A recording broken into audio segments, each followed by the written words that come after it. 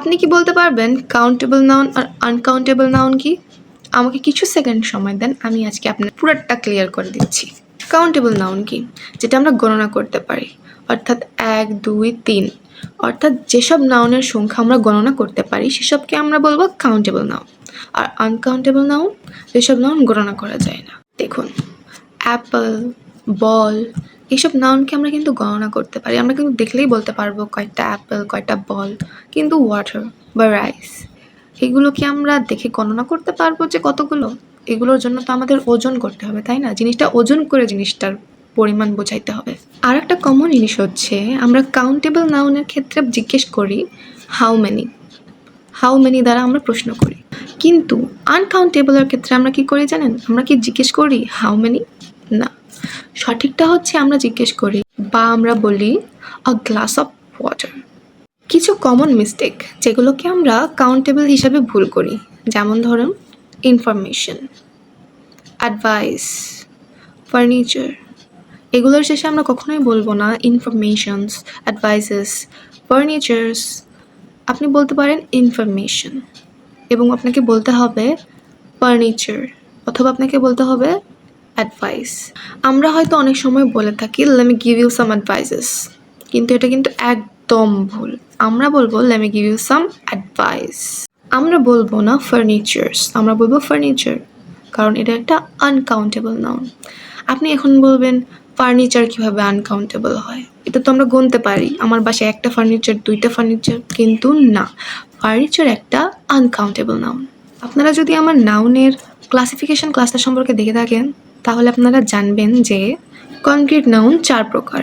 এটা মনে রাখার সহজ কৌশল হিসেবে আমি বলেছিলাম PCCM: proper noun, common noun, collective noun, material noun.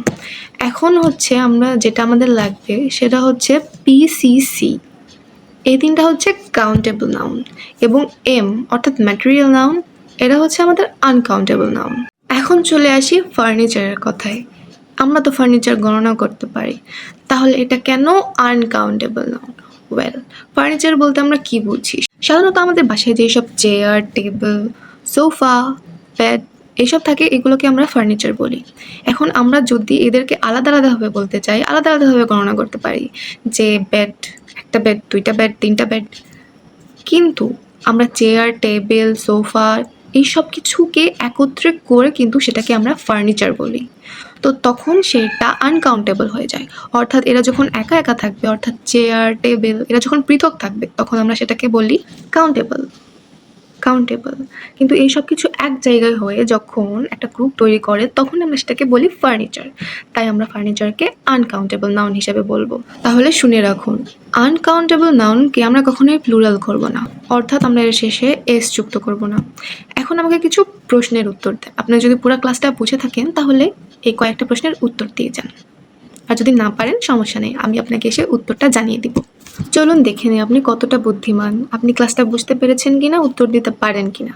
চলুন, আমি আপনাকে 2টা সেন্টেন্স বলবো, আপনাকে উত্তর বলতে হবে এর মধ্যে কারেক্ট কোনটা। প্রথম সেন্টেন্স হচ্ছে আই হ্যাভ মেনি ফার্নিচার্স। দ্বিতীয় হচ্ছে I have a lot of furniture. সঠিক কোনটা হবে কমেন্টে জানান। আচ্ছা বলুন তো, কোয়েশ্চন, এটা কি কাউন্টেবল নাউন নাকি আনকাউন্টেবল নাউন? উত্তর কমেন্টে জানাতে ভুলবেন না। আমি আপনাকে কিছু গুরুত্বপূর্ণ কাউন্টেবল নাউন আর আনকাউন্টেবল নাউন কমেন্ট বক্সে দিয়ে দিব, আপনি চাইলে সেখান থেকে পড়ে নিতে পারেন। আসসালামু আলাইকুম।